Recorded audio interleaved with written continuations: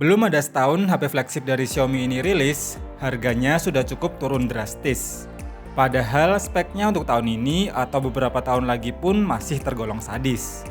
Pakai chipset 6 nanometer Dimensity 1200 5G, layar AMOLED 120Hz, support SDR10+, pakai Gorilla Glass Victus, varian 8/256GB, dan masih banyak lagi fitur unggulan lainnya. Yang harga awalnya dulu di 6 juta, sekarang harga barunya di marketplace sudah turun jadi 4,7 jutaan aja loh guys.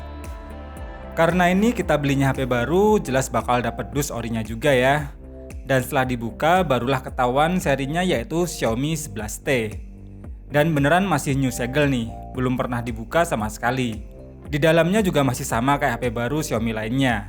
Dapat kartu ucapan sambutan, dus kecil lagi yang isinya pin SIM tray, jelly case bening, dan kitab-kitab bawaan. Baru unit smartphone-nya. Dan di bagian paling bawah ada adapter charger 67W dan juga kabel data USB Type-C-nya. Desainnya sih sekilas mirip kayak saudaranya yaitu Poco F3 ya guys, dengan model housing kamera yang juga terlihat identik. Suka aja sih sama desain layarnya yang menampilkan bezel yang cukup presisi di setiap sisinya.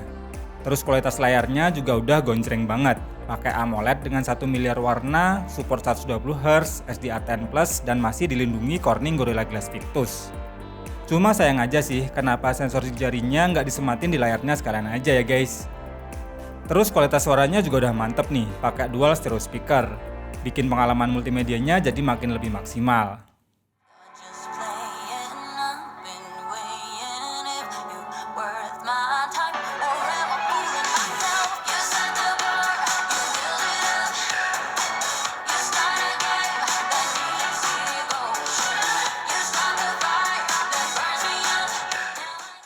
Walau pas awal nyala masih pakai OS Android 11 dengan MIUI versi 12, ternyata HP ini masih dapat update OS Android 12 yang berbasis MIUI versi 13.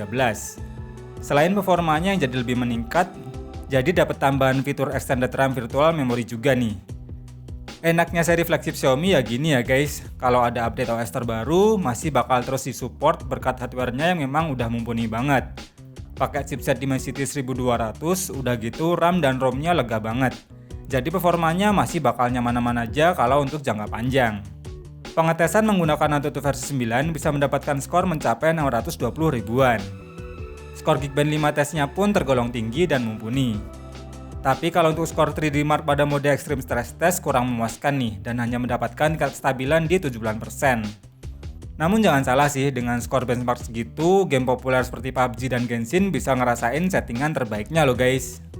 Saat dicoba buat main game PUBG, bisa nih dapetin settingan SDR Ultra atau smooth 90 fps untuk settingan terbaiknya. Dan untuk gameplay di settingan ini pun terasa benar-benar smooth dan minim terasa frame drop. Sensor gironya juga responsif dan tidak delay sama sekali. Walau tetap bakal ada sedikit frame drop di momen tertentu, tapi overall masih sangat lancar dan enak banget untuk memainkan game yang satu ini. Dan saat bermain selama 1 match atau sekitar 30 menit, baterainya berkurang sebanyak 8% dan suhu panas HP naik ke 41 derajat Celcius. Begitupun untuk memainkan game Genshin Impact. Walau disiksa pakai settingan rata kanan dengan mode 60 fps, gameplaynya masih cenderung smooth dengan sesekali saja terasa frame dropnya. Bahkan suhu panas HP-nya pun nggak begitu terasa panas walau dimainkan dalam waktu yang lama. Hanya saja untuk frame dropnya akan semakin terasa intens saat memunculkan full efek animasinya ketika bertarung. Dan saat bermain selama 30 menit, baterainya berkurang sebanyak 13% dan suhu panas HP naik ke 45 derajat Celcius.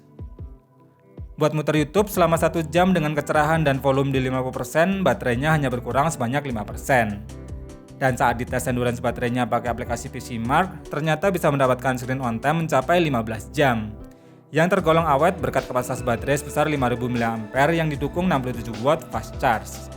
Di bagian kamera, HP ini punya setup triple kamera dengan kamera utama sebesar 108 MP dengan fitur PDAF dan gyro Ace.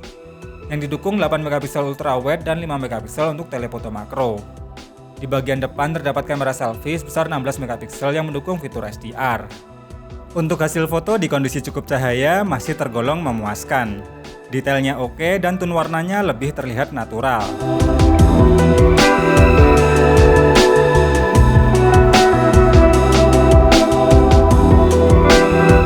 Foto bokehnya juga rapi, baik untuk kamera belakang maupun selfie.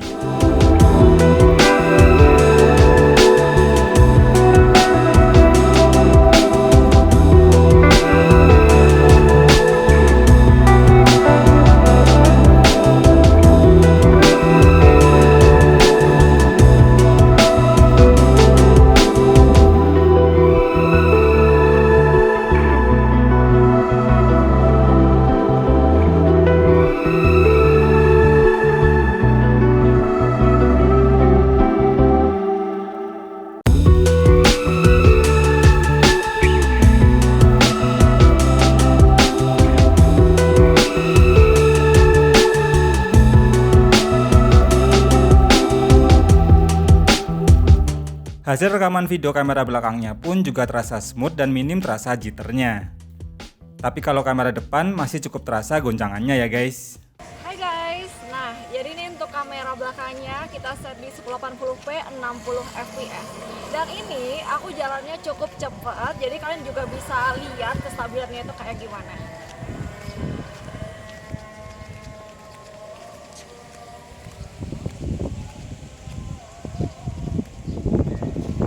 Jadi kalau yang ini kamera depannya pilihannya cuma ada di 1080p 30 fps. Oke. Kondisinya sama, aku jalan juga cukup cepat. Cuacanya cukup mendung ya.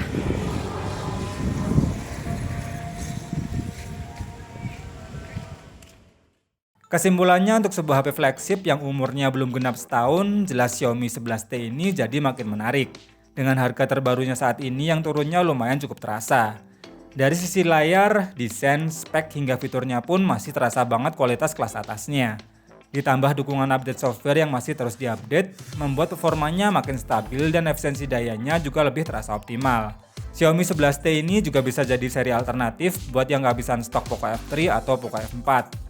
Cuma ya bedanya ini bukan chipset Naga, tapi seri Dimensity-nya MediaTek yang performanya udah sekelas flagship. Terima kasih udah nonton video ini sampai habis, semoga bermanfaat dan sampai ketemu lagi di video berikutnya.